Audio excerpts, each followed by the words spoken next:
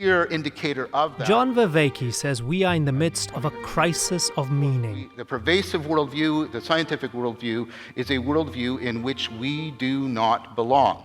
This philosopher and cognitive scientist believes that vacuum is fueling a global mental health crisis. What's causing the crisis, and how do we rediscover that meaning? John Vervaeke explains how. This is the InnerView.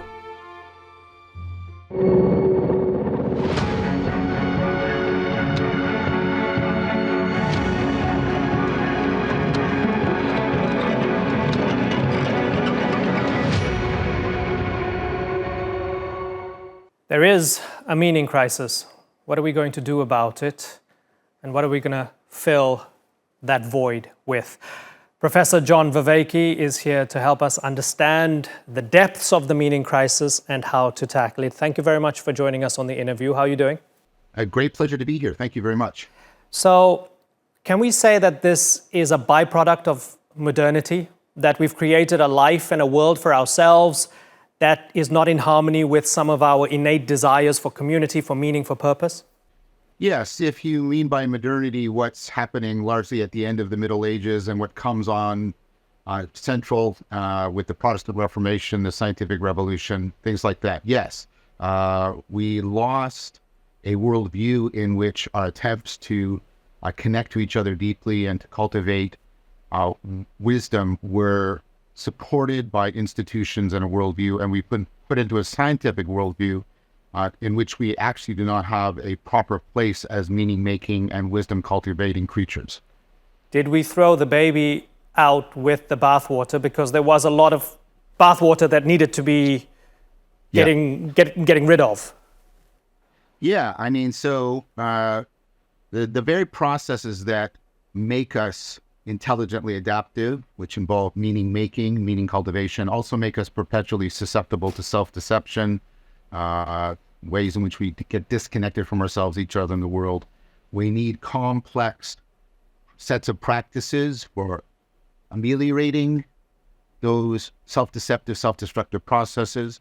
We need communities that have trusted teachers about those sets of practices, and we need worldviews that support it. And the things that have done that in the past have been religion. Now, for various reasons, as you are alluding to, a lot of those religions have been called seriously into question in the period of modernity, and many people now no longer find them viable. I'm not advocating a return to religion, although I'm not arguing against it either. It's just that for most people, the legacy religions are not a viable alternative, but they still need to cultivate wisdom and meaning. So we lost a lot of the functionality when we decided in an increasing number of people that religion is not a viable thing for us. We need to figure out what that functionality is, and if we can replace it in a context that is viable and legitimate for people living in a Western, post-Western world.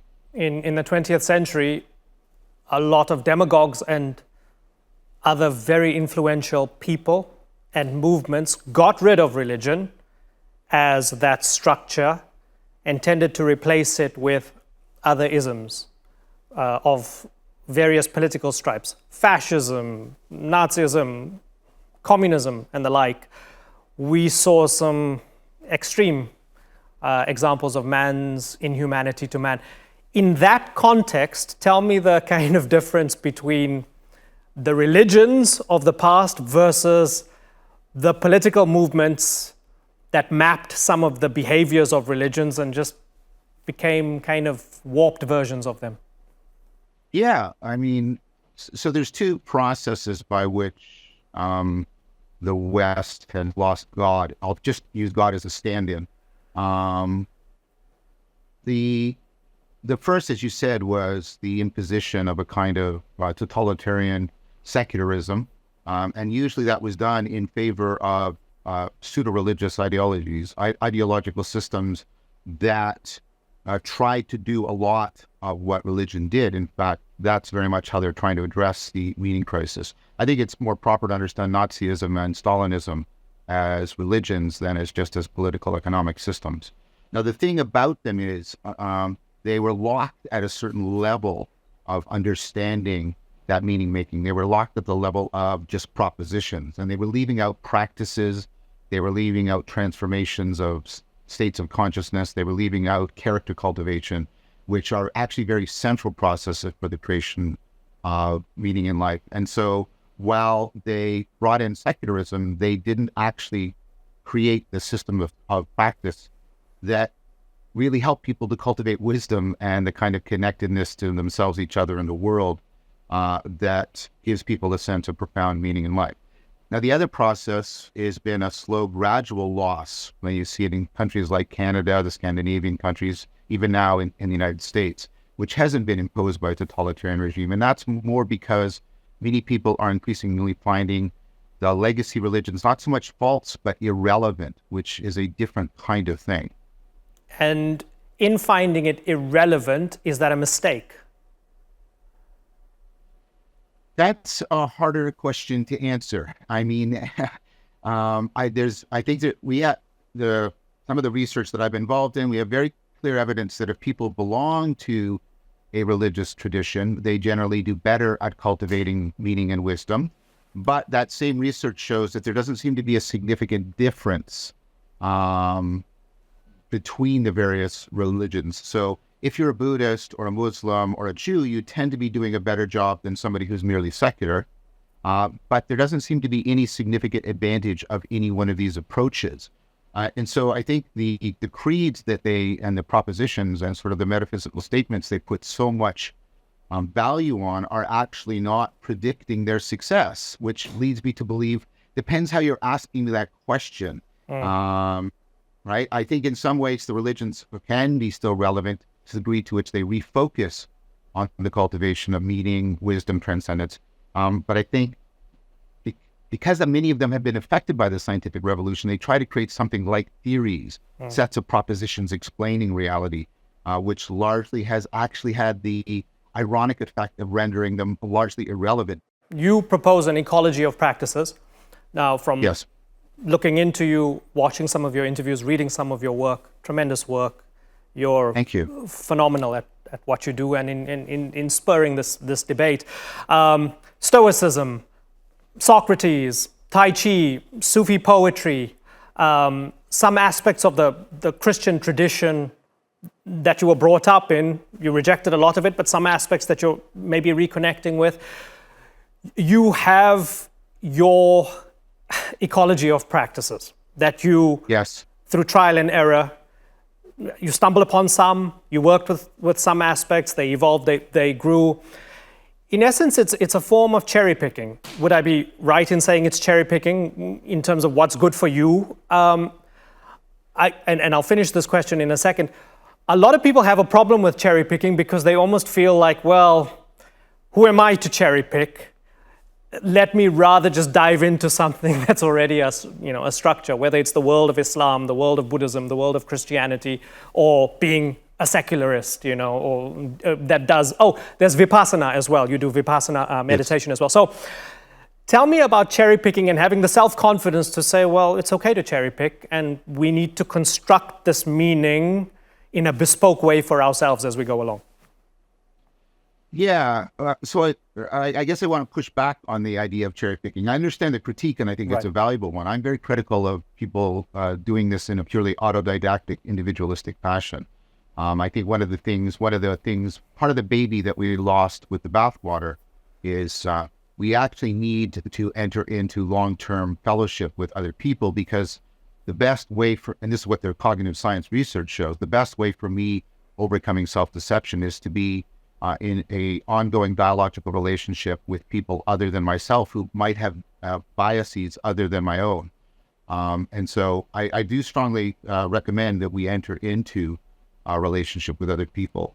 I also recommend very strongly that we don't just cherry pick, we challenge ourselves by taking a look at the best that cognitive science can tell us about how these processes could work. I've done a lot of academic work and scientific work on mindfulness, on the flow state. I've done a lot of work on dialogical practices. I've done a lot of participant observation and ethnographic work.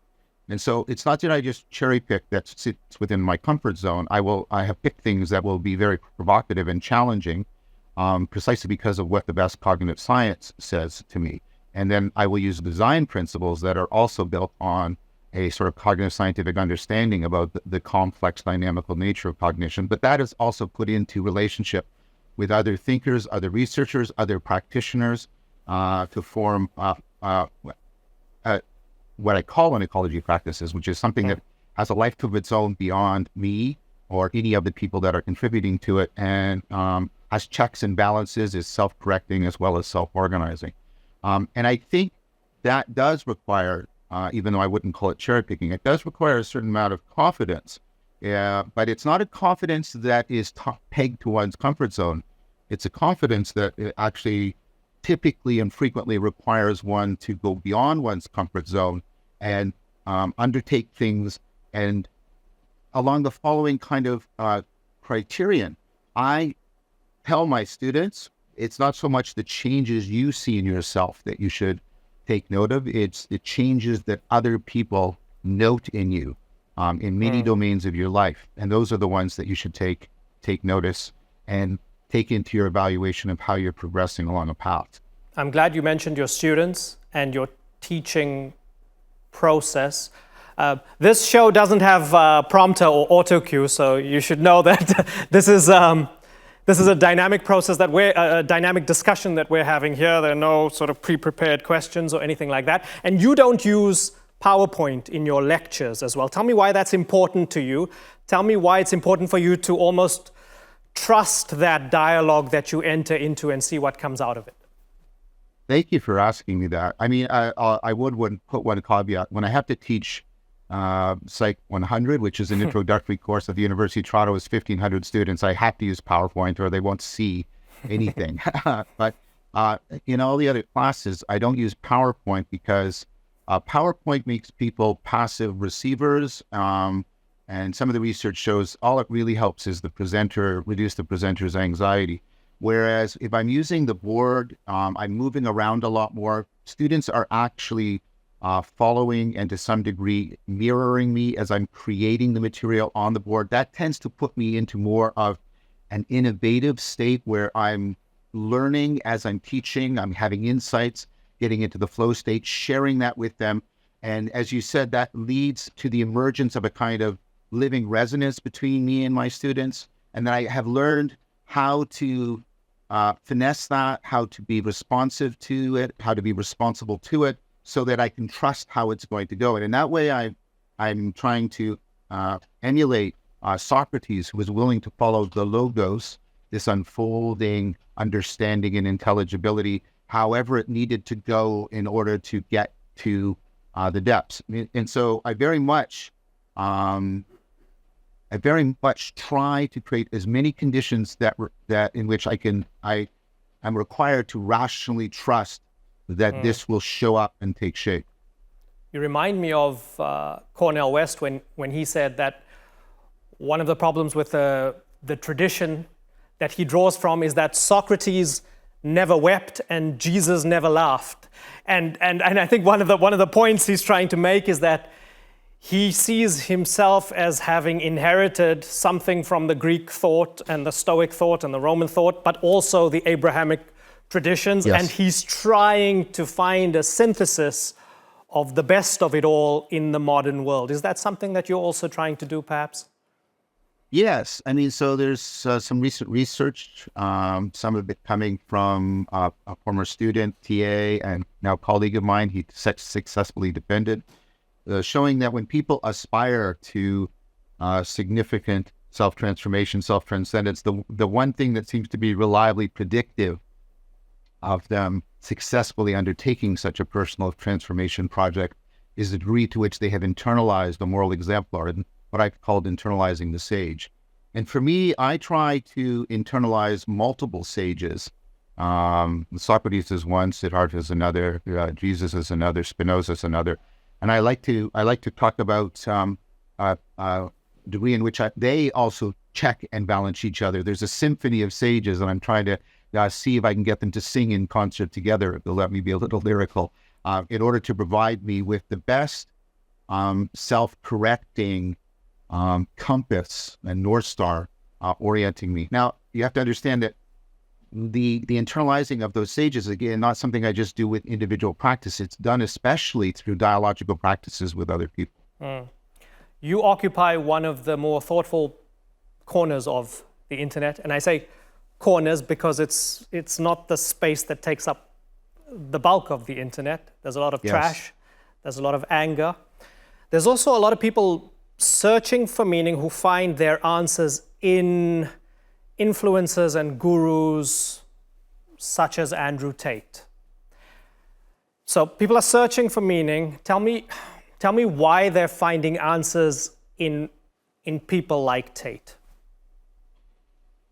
So we have to understand that we've had basically 3 to 4 centuries in which we have reduced all the ways in which we are convinced that we are in contact with reality to the conviction of our beliefs in our ideas. This is why it's known as the age of ideology.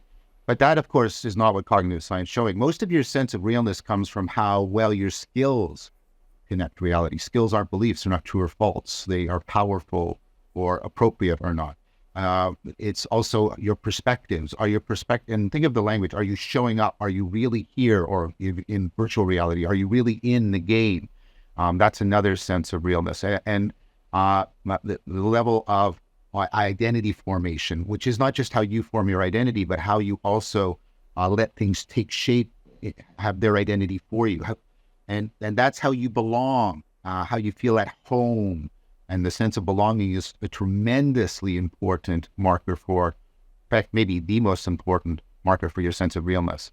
We've lost all of those and we're reduced to propositions. So we are often attracted to ideologies that claim to explain a lot, often have a lot of intensity to them, a lot of emotional components, because we're trying to fill in that gap that the ideology can't properly satisfy. And we often fill it in with sort of the best stand-ins, but it's kind of, if you allow me a metaphor, it's kind of like junk food for meaning.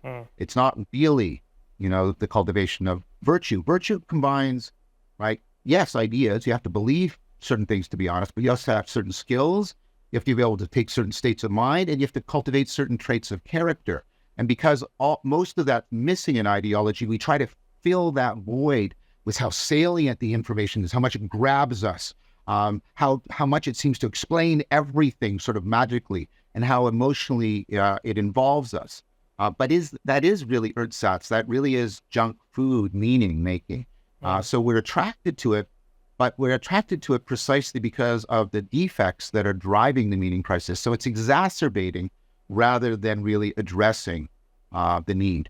You are very much offering protein and vegetables of the highest quality. A lot of characters who entered the arena with good messages, sometimes ostensibly good messages, ended up becoming captured by their audiences, going down a rabbit hole, becoming ideologues. Have you felt in any way the temptation or the pull when some latch on to your message and want to drag you in a particular direction? Talk me through some of that. So that, and I'm not trying to be hyperbolic or self-referentially praising myself. I'm really not. That is a proper concern of mine on a daily basis. And so I have created a nonprofit organization, the Vervaeke Foundation, that is deliberately designed to have people that I consider to not only have the virtuosity to run a virtual organization, but the virtue. And they are specifically, explicitly mandated in the principles of the foundation to help me not fall prey to inflation, audience capture. They are designed to, although my work is central to the foundation, the work is to be made central, and the work of other people is to be raised into the limelight. I do a lot to show that the ideas I come with are generated with other people. In many of my videos, I'm including other people, showing them generating ideas with me. The limelight is not to be always on me. The money is held at an arm's length. I'm only allowed less than 25% of the income can come to me. I'm seriously concerned about hubris. I have tried my best with the ongoing help of others to create a living series of constraints and controls so that I will not fall prey to patterns that I believe are predictive of people becoming gurus in the negative sense or falling prey to audience capture. I appreciate you talking about those checks and balances, but I'll become your follower anyway. So even if you wanted to become a guru, it's a tough world out there. Wars raging. People feel unmoored. They feel very emotional, especially now, with things going on in the Middle East, with Israel and the Palestinians. I'm reminded of Viktor E. Frankl's Man's Search for Meaning, and I don't want to butcher this, but one of my favorite quotes from it, where he says, "Those of us who lived in concentration camps can remember the men who walked through the huts, comforting others, giving away their last piece of bread." It may have been a small sample or small example, but it shows that everything can be taken away from a man except for one thing: the ability to choose one's own way, the last of the human freedoms. Tell me about negotiating that balance between your own personal perspective on the world, no matter what the circumstances, with your ecology of practices, but also wanting to change things. Viktor Frankl was speaking about people trying to endure and survive a concentration camp, but of course, you needed to defeat the Nazis to end the concentration camps as well. Tell me how those two go together. So this is a very nuanced thing for me. So I refuse, this is another principle of foundation, I won't try to gain audience by being politically controversial. And that's just because I think that often leads to the inculcation of vicious habits. But there's a more philosophical, two more philosophical reasons. Well, maybe three, they're connected. One is, I think because our political system, it's not politics the way Aristotle meant it, which is how we figure out the good life and cultivate character through the shared distribution of goods and power. It's basically become ideological warfare. And in that sense, because it's locked at that level of pure propositional tyranny, I think the political arena cannot possibly address the meaning crisis. And because you need to address the meaning crisis to liberate people's cognition, to address the meta crisis, environmental degradation, etc., I think the political machinery is largely broke because it formats things in exactly a intense way that exacerbates the problem. Also, it has become adversarial. As I mentioned earlier, democracy was based on the idea of opponent processing. Opponent processing is how biology works. Like an ecology, you set up things, they're bound together, like your parasympathetic and sympathetic nervous systems are bound together and they're pushing and pulling on each other to constantly calibrate your level of arousal. So opponent processing is how living things self-correct. And we evolved to do opponent processing between us, to be bound to correct each other. And that means we have to trust the process, literally more than we trust ourselves in any important way. And so democracy requires people being committed to this, that although we may have opposing views, you're my best chance of correcting myself and I'm your best chance. And remembering the tired ideas, but nevertheless, we've forgotten them, that the right at its best reminds us that we're not mere animals. We're called to virtue. We're capable of transcendence. The left at its best reminds us, yes, but we're finite creatures that can be overwhelmed by fate. They're both right. We are both finite and limited. And if we forget that, we fall prey to hubris. But we're also capable of transcendence. If we forget that, we fall prey to servitude and being servile. We need to, and this is Plato's great argument, we need to hold on to both and keep that living tension alive with opponent processing. We've degenerated into ideological warfare, adversarial processing for all of those reasons, because of what has been forgotten and what has been lost. It is not the arena that we can address our problem. So I talk about a cultural solution. I talk about stealing the culture, the way the early Christian home churches bound together and created an underground network, a subculture that eventually captured the Roman Empire. You want to influence both sides outside of the arena so that when they go into the arena, they're better for it. Perfect. Said. Yeah. Perfectly Okay. said. And also multiple arenas. I want to, and this happens increasingly. People from lack of a better word, the business world are, and I don't mean in a manipulative, exploitative fashion, in an authentic and serious fashion. They're interested in my work and what I have to say. The artistic world is increasingly interested. I want to do all. Sorry, that makes it sound like me. I want the work I'm doing with others to go in just the way you described it. You described it perfectly. Thank you. And thank you for joining us. I wish we could go on, but we have time constraints. Professor John Vervaeke, thank you so much for this. It was wonderful. It was an education, and I deeply appreciate you taking the time. It was a great pleasure for me. Thank you so very much. Take care. Excellent questions. Oh, great. Thanks.